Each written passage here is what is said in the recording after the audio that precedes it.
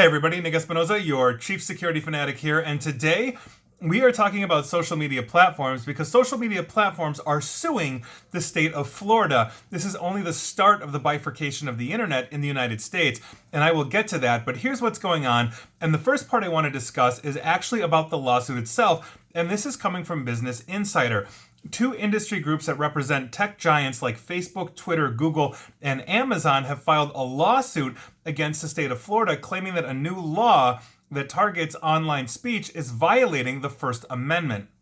Now, this lawsuit was filed by NetChoice and the Computer and Communications Industry Association, or CCIA, and is aimed at a new bill signed last week by Florida Governor Ron DeSantis. This bill that was signed on May 21st was framed by Governor DeSantis as protecting citizens from online censorship. Now, the bill states that it's designed to prohibit social media platforms from, and I quote, willfully deplatforming, unquote, political candidates, and lets Florida fine a company $250,000 a day if it does deplatform someone. Now, the lawsuit describes DeSantis' bill as, and I quote, a smorgasbord of constitutional violations, and it also argues that it would make it impossible for tech companies to exercise their First Amendment rights by moderating their platforms for objectionable and harmful content. Now, the bill also lets Florida citizens sue tech companies for up to $100,000 if they believe that the company is breaking the law.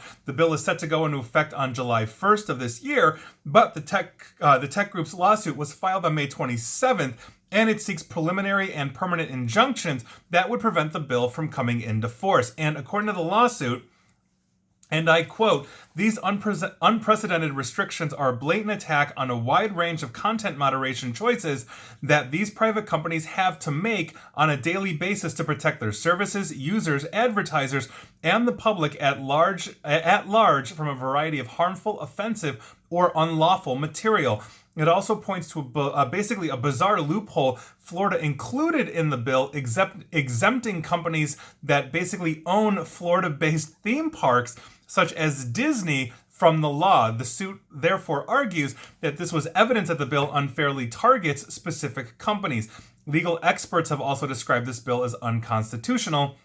And according to A. Michael Frumkin, a law professor at the University of Miami, talking to Wired, and I quote, this is so obviously unconstitutional, you wouldn't even have to put it on an exam. Now, Governor DeSantis, who is a Republican, is considered to be a frontrunner for the 2024 presidential nomination and is also closely allied with former President Trump, who lives in Florida and who obviously the world knows was deplatformed, and polling shows that much of President Trump's base views Facebook, Twitter, Google, and other online companies like this as censoring the president and themselves, aka his followers. Now, I'm going to let you decide that one for yourself, though I will say that typically private corporations can refuse service to anyone they wish to basically deny service to, with the exception, the exception for this being on the grounds of either race or religious discrimination. Those are two groups, though, that political belief doesn't typically fall into.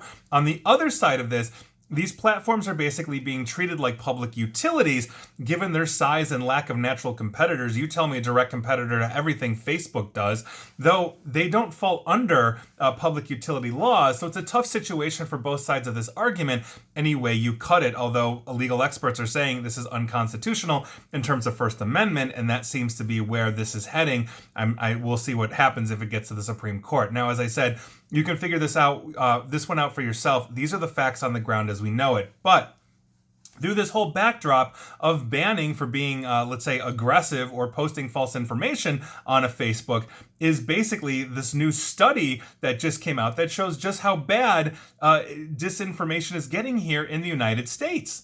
And so this is the backdrop for this entire thing. Facebook says, apparently, according to Axios, that the United States is the top target for disinformation campaigns on their platform. And of the 150 disinformation campaigns that Facebook has caught and removed in the past 4 years, the United States has been the most frequent target by far, according to a new threat intelligence report from Facebook. Here's why this matters.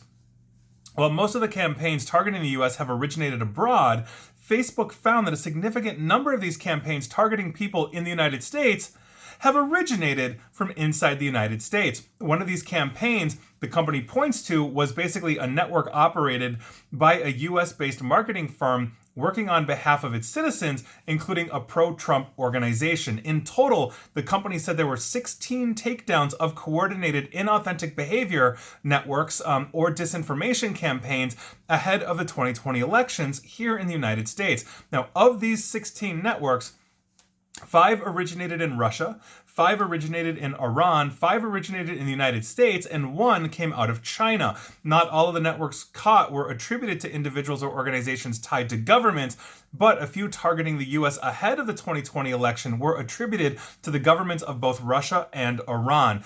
Facebook said it saw that its first ever perception hack stemmed from Iran last year, in which Iran-based actors were using social media to create the false perception that they, the Iranians, had actually pulled off major hacks of electoral systems here in the United States. Obviously, that spread like wildfire on social media. So the big picture of all of this is that the findings from its most recent threat report show that online information warfare has become a common and pervasive tactic for political actors, sometimes governments, to target both foreign adversaries or their own people as well. And so I will leave you with a couple of questions.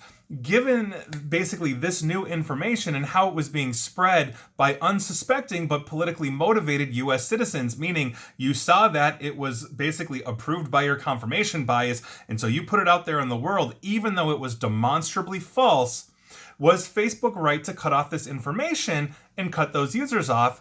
And I think that answer, either way, ties to this Florida lawsuit and Facebook, Google, Amazon, etc.'s ability to defend themselves. We are slammed with disinformation on social media, so what's the best way to fight this?